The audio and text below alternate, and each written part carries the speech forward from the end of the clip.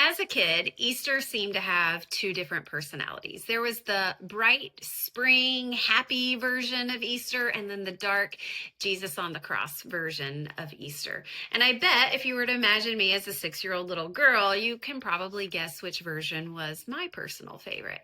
Only I wonder how many of us, even as we become adults, still hold these two different versions of Easter, and we haven't really reconciled that it's actually one and the same.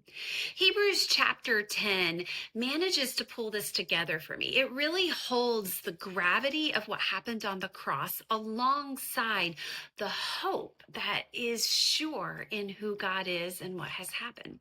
Verse 14 says to us, "For by one sacrifice he has made perfect forever those who are being made holy." Now, if you're still grappling with why did there have to be a sacrifice at all? Well, that makes sense. Let's go have coffee and discuss this. We can get together and shake it out. Or as my youth pastor used to say, we can go have a Coca-Cola, and us teenagers would laugh at how silly he was. But for now, I want to take you all deeper into 6 little words. Those who are being made holy. As we work towards spring, this time of Easter, we are seeing a transformation of the world around us. Grass is coming in new and fresh. Our trees are transforming, and God's world is blooming in bright colors. And this is the work of a God who created and is creating.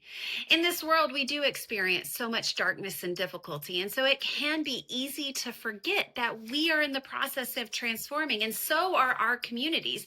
This is the work of redemption and resurrection that began on the cross so that we can be created anew, so that we can be transformed, and so that these seasons of newness and creation can come about. Suddenly, it isn't about light versus dark or happy Easter versus sad Easter, because it is the truth of God, of a God who came to a dark world to bring that same redemption and resurrection, to receive that new life for those of us who are ready.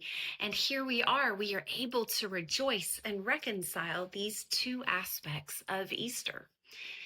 Hebrews chapter 10, verses 23 through 25, it challenges us to spur one another onward toward love, toward good deeds, and continuing to meet together as we profess our faith and encourage one another. So let me encourage you. Let us all be renewed in that same faith to spur one another onward. I want you to look around and remind yourself that you are loved and so are those around you.